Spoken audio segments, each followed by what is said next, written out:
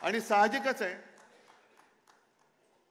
आपल्यात काड्या घालणारी लोक आहेत, युतीमध्ये बसलेत, त्यांच्या मुख्यमंत्री पदाचा चेहरा कोण? उद्धव ठाकरे होणार का आणखीन कोण होणार? मी आज सगळ्यांसमोर स्वच्छ सांगतो की पृथ्वीराजजी तुम्ही आलात, पवारसाहेब तुम्ही आलात, तुम्ही आत्ता तुमच्यापैकी कोणाच्याही मुख्यमंत्री पदाचा जाहीर करा, उद्धव ठाकरेचा त्याला पाठिंबा असेल, या जाहीर करा. कारण मुळामध्ये मी माझ्यासाठी लढतो ही भावना माझ्यात नाहीये. ज्या क्षणी मी मुख्यमंत्रीपद सोडलं ते पुन्हा जे काही लढतोय मी माझ्या स्वार्थासाठी नाही लढत, माझ्या महाराष्ट्राच्या स्वार्थासाठी लढतोय. आणि आजपर्यंत कोणाची हिंमत झाली नव्हती, ती यापुढे सुद्धा होणार नाही. महाराष्ट्राला झोकवण्याची जो हिंमत करतो त्याला आम्ही गाडून टाकतो. ह्या इतिहासाची पुनरावृत्ती आम्हाला करायची, गाडून टाकू आम्ही त्याला. त्याच्यामुळे हे जे काय चाललंय, मुख्यमंत्री कोण होणार करा, आत्ता जाहीर करा, या सगळ्यांच्या समोर जाहीर करा. आणि मी तुम्हाला पाठिंबा देतो की नाही ते होऊ द्या, सगळे चॅनेलवाले करून टाका जाहीर. मुख्यमंत्री कोण होणार आम्ही बघू, काय करायचं ते आम्ही नाही. पण आणखीन पुढचा धोका सांगतो. जो अनुभव आम्ही भाजपच्या युतीत घेतलेला आहे, त्या अनुभवाची पुनरावृत्ती नकोय मला.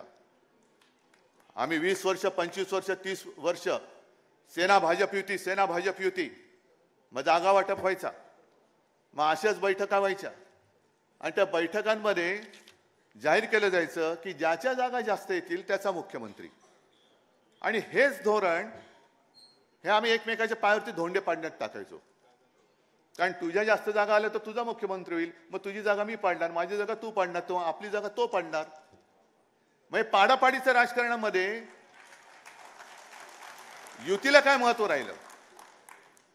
ज्याच्या जागा जास्त होतील नाही, आधी ठरवा आणि चला पुढे. मला काही हरकत नाही त्याच्यामध्ये, ठरवा आधी, पण या धोरणाने जाऊ नका. त्याच्यानंतर आणखीन ज्या काही घोटाळे बरेच आहेत. मी आज थोडं काय विचार केला की पहिल्या प्रथम ही बैठक होते, मुंबईत होते, यजमानपद स्वीकारूया आणि जरा ओपनिंग बॅट्समनची भूमिका बजावूया आपण. ओपनिंग बॅट्समनचं कसं असतं की चांगला स्कोर केला तर केला, नाही तर विकेट फेकायची आणि मॅच एन्जॉय करायची. बाकीचे प्लेयर खेळणारे आहेतच, त्यांची बॅटिंग बघू. तर त्यांच्या ज्या काही योजना आहेत त्याच्यात आणखीन एक योजना त्यांनी काढली, हा सुद्धा एक घोटाळा आहे. आणि तुम्हाला मग कळेल की मी नेमकं काय म्हणतोय, तुम्हाला काय करायचंय, मी काय करायचं, हे तुम्ही स्वतःला विचारलं पाहिजे की मी काय करायचं.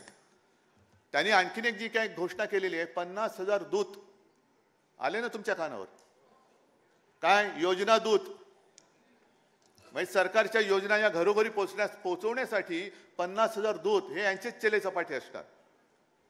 50,000 दूतांना 10,000 रुपये पर मंथ, म्हणजे लाडक्या बहिणीला 1,500 रुपये. आणि यांना पोचवायचं नाही, ते आपल्याला पोचवायचं, पण यांच्या योजना पोचवणाऱ्याला 10,000 रुपये. मग त्या दूतांची खोटी नावं दिली जातील, त्याच्यातनं पैसा ओरबाडला जाईल. आणि हा सगळा घोळ जो आहे, हा सगळा जो गोंधळ आहे, हा पुढे चालू ठेवायचा. ज्याप्रमाणे लोकसभेच्या निवडणुकीत मोदी रथ, मोदी सरकार गावागावात अडवले. मोदी सरकार की भारत सरकार? आम्हाला भारत सरकार पाहिजे, मोदी सरकार नकोय, आज सुद्धा नकोय. आणि हा जो काय पैसा आहे तो यांच्या खिशातला नाहीये, हा जनतेचा पैसा आहे. आणि त्या जनतेच्या पैशाची लूट तुम्ही तुमच्या घोटाळेबाज योजनांची जाहिरातबाजी करण्यामध्ये करता आहात. हा घोटाळा आहे. मग ते दूत म्हणून जर का पैसे देऊन गावात फिरणार असतील तर तुम्ही जे सगळे बसलेले आहात ते कोण आहात? तुम्ही आपल्या महाविकास आघाडीचे दूत बनू शकत नाही. गावागावामध्ये जाऊन आपण केलेली चांगली कामं, 2.5 वर्षामध्ये जी आपण चांगली कामं केली ती सुद्धा लोकांना सांगितली पाहिजे. मग करोनातलं काम असेल, शिवभोजन असेल, शेतकऱ्यांची कर्जमुक्ती असेल, अनेक गोष्टी तुम्हाला माहिती आहेत सगळ्या. या सगळ्या गोष्टी जसं ते एक थापेबाजी करणार आहेत, अहो आम्हाला तर 2.5 वर्ष आम्ही भोगली, त्याच्यानंतर आता 2.5 वर्ष तुम्हीच बसलात तिकडे. मग 2.5 वर्षामध्ये जे काय केलं ते खरं खोटं सरकार म्हणून हे सांगतात, काही जनता म्हणून सांगेल तुम्ही काय केलं होतं आणि आम्ही काय केलं होतं. आणि म्हणून मी शिवसैनिकांना एक मागे कार्यक्रम दिला होता.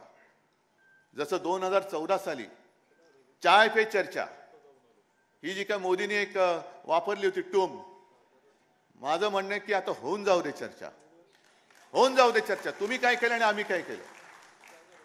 नुसतं तू नालायक आहेस म्हणून मी लायक होत नाही, आम्ही काय केलंय हे सुद्धा त्यांना सांगावं लागेल. आणि निवडणूक लांबवण्याचा जो काही त्यांचा जो खटाटोप चाललाय, महापालिका निवडणुका घेतच नाहीयेत. विधानसभा सुद्धा आता म्हणतायत की एखाद महिना पुढे ढकलतील.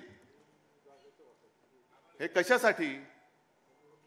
तर आपण केलेली कामं ही लोकांना विसरायला लावायची. आपण जे काय कोरोनामध्ये काम केलं, आपण जे काय सगळं शिवभोजन आता चालू आहे की नाही कल्पना नाही, पण 10 रुपयामध्ये आणि कोरोना काळामध्ये 5 रुपयात शिवभोजन गरिबांना आपण दिलं, करून दाखवलं, करून दाखवलं आपण. पण ते विसरायला लावायचं आणि स्वतःच्या न केलेल्या योजना थापा मारायच्या त्याच्यात. आता तर अशी माहिती मिळते की घोषणा केल्यात, लाडकी बहीण पैसे कुठून आणायचे. न्यायालय त्यांना फटकारतंय की इकडे नुकसान भरपाई द्यायला पैसे नाहीत, लाडक्या बहिणीची योजना आम्ही थांबवू का. आणि मग सगळेच मुख्यमंत्री उपमुख्यमंत्री कोणाचं काय कोणाचा पायपूस कोणामध्ये नाही, चिडचिड चालले.